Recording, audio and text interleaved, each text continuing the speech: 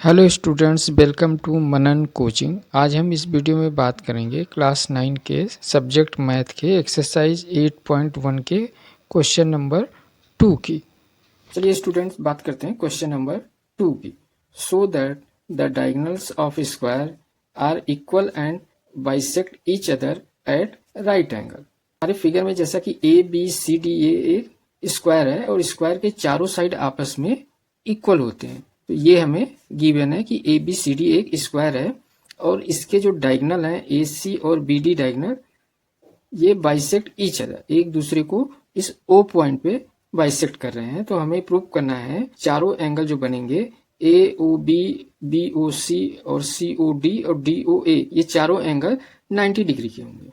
और प्रूव करना है कि ये बाइसेक्ट कर रहे हैं डायगोनल को, यानी कि ओ ए डायगोनल की लंबाई ओ सी के इक्वल है और ओ बी की लंबाई ओ डी के इक्वल है, ये प्रूव करना है। तथा A C diagonal B D diagonal के इक्वल है। तो हमें जो प्रूव करना है पहले वो लिखते हैं। To prove diagonal are equal, यानी ए सी ये इक्वल होगा बी डी के, यानी कि ये जो डायगोनल है ये आपस में बाइसेक्ट भी हो रहे हैं। यानी ओ ए की लंबाई ओ सी के इक्वल है, यानी ओ ए ये इक्वल है ओ सी के, तथा ओ बी ये इक्वल है ओ डी के। अगर एंगल ए ओ बी को एंगल 1 माने और बी ओ सी को एंगल 2, सी ओ डी को एंगल 3 और डी ओ ए को एंगल 4 मानते हैं, ताकि हमें जो यहाँ पे लिखने में आसानी होगी। तो यहाँ पे हमें जो प्रूव करना है कि एंगल 1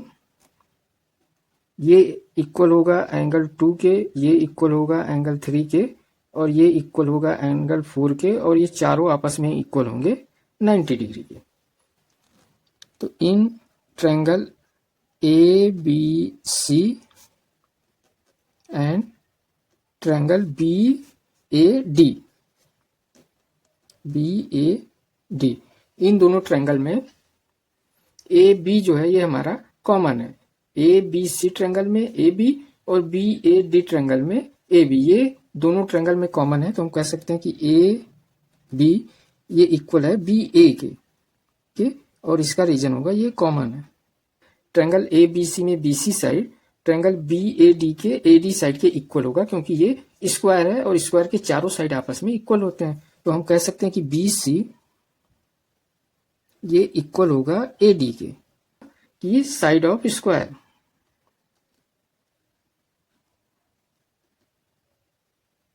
ए बी सी ट्रायंगल का angle B A D triangle के एंगल ए के इक्वल होगा, क्योंकि ये एक स्क्वायर है और स्क्वायर के चारों एंगल 90 डिग्री के होते हैं। ट्रायंगल ए बी सी में एंगल बी ये इक्वल होगा एंगल ए के, बोथ 90 डिग्री के, बोथ 90 डिग्री। अब इन दोनों ट्रायंगल में हमें 3 पॉइंट मिल गया है, तो हम कह सकते हैं कि ट्रायंगल ए बी सी ये कॉन्ग्रुएंट है ट्रायंगल बी ए डी के, और ये साइड एंगल साइड रूल से कॉन्ग्रुएंट है। अब ये दोनों ट्रायंगल आपस में कॉन्ग्रुएंट हो गए हैं, तो हम कह सकते हैं कि ट्रायंगल ए बी सी का A C diagonal triangle B A D के बी डी के इक्वल है by C P C T rule के द्वारा। तो ए सी ये इक्वल होगा ए सी इक्वल होगा B D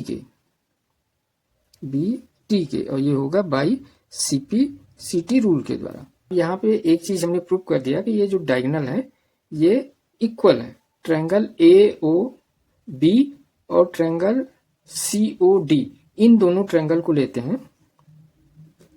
in triangle A O B and triangle C O D को। अब इन दोनों ट्रायंगल में एंगल ओ ए बी ये इक्वल होगा एंगल ओ सी डी के, और इसका रीजन होगा ए बी के पैरेलल जो है ये सी डी लाइन है, और ए सी को अगर हम ट्रांसवर्सल मानते हैं तो ये एंगल ए जो है इस एंगल सी के इक्वल होगा। तो ये अल्टरनेट एंगल होंगे। ए बी साइड है, ये सी डी साइड के इक्वल होगा क्योंकि ये स्क्वायर के साइड है। तो ए बी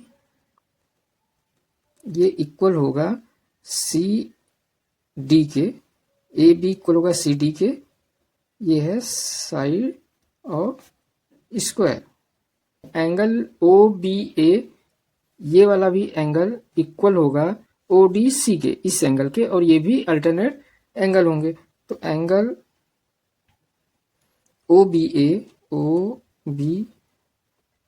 ए ये इक्वल होगा एंगल ओ डी सी के, ओ डी सी के। अब यहाँ पे हमें ये दोनों ट्रायंगल में 3 पॉइंट मिल गए हैं, तो हम कह सकते हैं कि ट्रायंगल ए ओ बी एक कॉन्ग्रुएंट होगा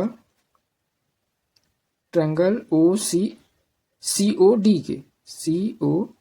के, और ये होगा एंगल साइड एंगल।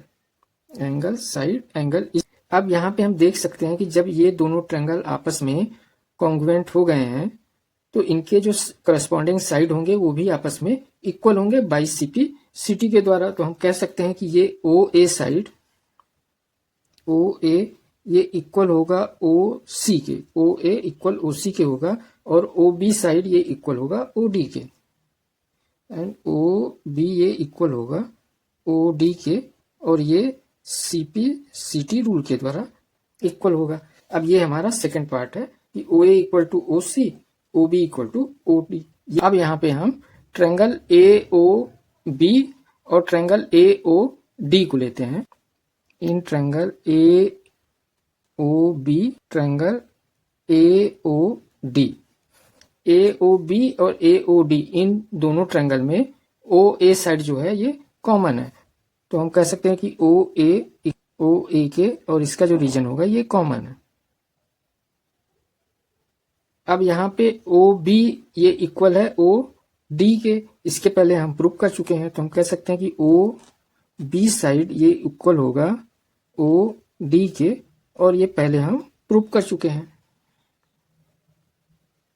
अब यहाँ पे ए बी साइड जो है वो ए डी साइड के इक्वल होगा क्योंकि ये स्क्वायर के साइड है और स्क्वायर के चारों साइड आपस में इक्वल होते हैं। तो हम कह सकते हैं कि ए बी ये इक्वल होगा ए डी के, और इसका रीजन होगा इस साइड ऑफ स्क्वायर। अब इन दोनों ट्रायंगल में हमें 3 पॉइंट मिल गए हैं, तो हम कह सकते हैं कि ट्रायंगल ए ओ बी ये कॉन्ग्रुएंट होगा ट्रायंगल ए ओ डी के, और ये साइड रूल से जब ये दोनों ट्रायंगल आपस में कॉन्ग्रुएंट हो गए हैं तो हम कह सकते हैं कि एंगल 1 जो है ये इक्वल होगा एंगल 4 के। तो एंगल 1 ये इक्वल होगा एंगल 4 के, और ये बाई सीटी रूल के द्वारा आपस में इक्वल होगा। एंगल 1 और एंगल 4 इस बीडी लाइन पर लीनियर पेयर बना रहे हैं, तो एंगल 1 प्लस एंगल 4 की वैल्यू 180 डिग्री होगी क्योंकि लीनियर पेयर एंगल की वैल्यू 180 डिग्री होती है। तो हम कह सकते हैं कि angle 1 plus angle 4 equal to 180 degree, और इसका रीजन होगा लीनियर पेयर। अब angle 1 plus angle 4 equal to 180 degree, और इसके पहले हम प्रूव कर चुके हैं कि एंगल 1 की वैल्यू एंगल 4 के इक्वल है, तो एंगल 4 की जगह हम एंगल 1 लिख सकते हैं। तो angle 1 plus angle 1 equal to 180 degree, तो 2 angle 1 equal to 180 degree, then angle 1 equal to 180 degree, और यहाँ 2 मल्टीप्लाई में है, इधर आके डिवाइड में हो जाएगा, तो 2 1 जा 2, 2 9 जा 18, यानी एंगल 1 की जो वैल्यू आ गई वो 90 डिग्री आ गई। अब एंगल 1 की वैल्यू 90 डिग्री आ गई, और एंगल 1 एंगल 4 के इक्वल है, तो एंगल 4 इक्वल टू 90 डिग्री। ए सी और बी डी इन लाइन का ये यहाँ पर ओ पॉइंट पर इंटरसेक्ट हो रहे हैं, तो एंगल 1 और एंगल 3 ये वर्टिकली अपोजिट एंगल है, और वर्टिकली अपोजिट एंगल आपस में इक्वल होते हैं। तो हम कह सकते हैं कि एंगल 1 ये इक्वल होगा एंगल 3 के, और ये इक्वल होगा 90 डिग्री के, और इसका जो रीजन होगा वर्टिकली अपोजिट एंगल। इसी प्रकार से एंगल 4 और एंगल 2 आपस में इक्वल होंगे, तो angle 4 equal to angle 2 equal to 90 degree, और इसका भी रीजन ये वर्टिकली अपोजिट एंगल होगा। तो हम कह सकते हैं कि एंगल 1 ये इक्वल होगा एंगल 2 के, ये इक्वल होगा एंगल 3 के, और ये इक्वल होगा एंगल 4 की, और ये चारों एंगल आपस में 90 डिग्री एंगल बना रहे हैं। तो ये हमें प्रूव करना था कि angle 1 equal to angle 2 equal to angle 3 equal to angle 4 equal to 90 degree. तो यहाँ पे प्रूव हो गया, हेंस प्रूव।